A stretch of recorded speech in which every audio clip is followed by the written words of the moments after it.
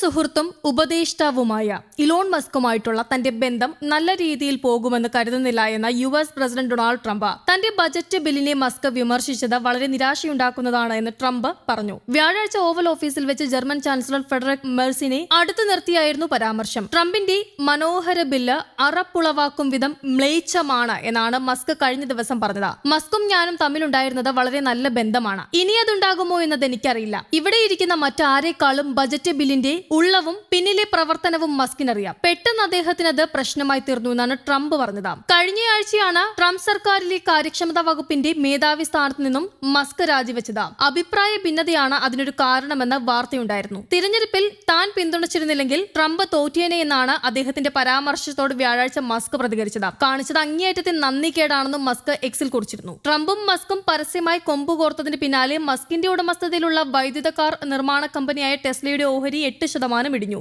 വൈദ്യുത വാഹനങ്ങൾക്കുള്ള സബ്സിഡി നഷ്ടപ്പെടുമെന്ന് താൻ ഭയപ്പെട്ടിരുന്നു എന്ന ട്രംപിന്റെ പുതിയ ആരോപണം തെറ്റാണെന്ന് മസ്ക് പറഞ്ഞു. അതേസമയം അമേരിക്കയിലേക്ക് 12 രാജ്യങ്ങളിൽ നിന്നുള്ള പൗരന്മാർക്ക് യാത്രാവിലക്ക് ഏർപ്പെടുത്തി പ്രസിഡന്റ് ഡൊണാൾഡ് ട്രംപ് രംഗത്തെത്തിയിരുന്നു. Afghanistan, Myanmar, Chad, Congo, Equatorial Guinea, Haiti, Eritrea, Iran, Libya, Somalia, Sudan, Yemen എന്നീ രാജ്യങ്ങളിൽ നിന്നുള്ളവർക്കാണ് അമേരിക്കയിലേക്ക് യാത്രാവിലക്ക്. തിങ്കളാഴ്ച പുലർച്ചെ 12:01 മുതൽ വിലക്ക് പ്രാബല്യത്തിൽ വരും. ഈ 12 രാജ്യങ്ങൾക്ക് പുറമെ Cuba, Burundi, Laos, Sierra Leone, Togo, Turkmenistan, Venezuela എന്നീ 7 രാജ്യങ്ങളിൽ നിന്നുള്ള പൗരന്മാർക്ക് ഭാഗിക വിലക്കും ഏർപ്പെടുത്തിയിട്ടുണ്ട്. അമേരിക്കയുടെ ദേശീയ സുരക്ഷയ്ക്ക് അനിവാര്യമാണ് ഈ നടപടിയെന്നാണ് ട്രംപിന്റെ വിശദീകരണം. 2017 ട്രംപ് പ്രസിഡന്റ് ആയിരുന്ന സമയത്തും സമാനമായ രീതിയിൽ രാജ്യങ്ങൾക്ക് പ്രവേശന വിലക്ക് ഏർപ്പെടുത്തിയിരുന്നു. നമ്മുടെ രാജ്യത്തേക്ക് ചേക്കേറി നമ്മെ ഉപദ്രവിക്കാൻ തുനിയുന്ന അപകടകാരികളായ വിദേശ അഭിനേതാക്കളിൽ നിന്ന് അമേരിക്കയെ സംരക്ഷിക്കുന്ന എന്റെ വാഗ്ദാനം നിറവേറ്റുകയാണ് എന്നാണ് വിലക്ക് ഏർപ്പെടുത്തിയ ശേഷം ട്രംപ് പ്രസ്താവനയിലൂടെ അറിയിച്ചത്. അതേസമയം അധികാരത്തിലേറിയതിന് പിന്നാലെ നടപ്പിലാക്കി തുടങ്ങിയ ജനദ്രോഹ നടപടികൾ അമേരിക്കൻ പ്രസിഡന്റ് ഡൊണാൾഡ് ട്രംപ് തുടരുമ്പോൾ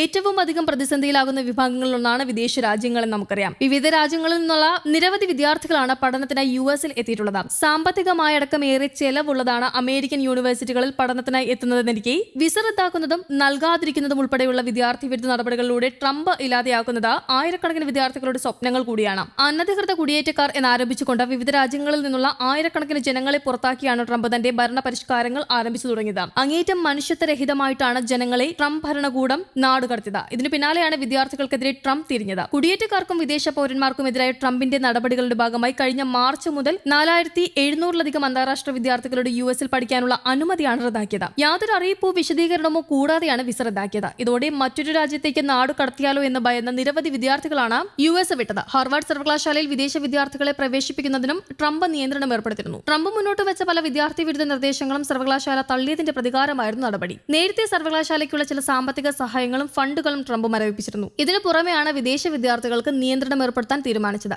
ഗാസയിൽ ഇസ്രയേൽ നടത്തുന്ന വംശഹത്യക്കെതിരെ ക്യാമ്പസുകളിൽ പ്രതിഷേധം അലയടിച്ചതോടെയായിരുന്നു ട്രംപ് സർവകലാശാലകൾക്ക് നേരെ തിരിഞ്ഞത്. വിദ്യാർത്ഥി സംഘടനകളുടെ അധികാരം കുറയ്ക്കുക, പ്രതിഷേധം നടത്തുന്ന വിദ്യാർത്ഥികളുടെ വിവരം സർക്കാരിന് കൈമാറുക, വൈവിധ്യവും ഉൾച്ചേർക്കലും ഉറപ്പാക്കാനുള്ള പദ്ധതികൾ ഉപേക്ഷിക്കുക തുടങ്ങിയ നിർദ്ദേശങ്ങൾ പാലിക്കാത്ത സർവകലാശാലകൾക്ക് ഫെഡറൽ ധനസഹായം നിർത്തിവെക്കും എന്നതായിരുന്നു ട്രംപിന്റെ ഭീഷണി.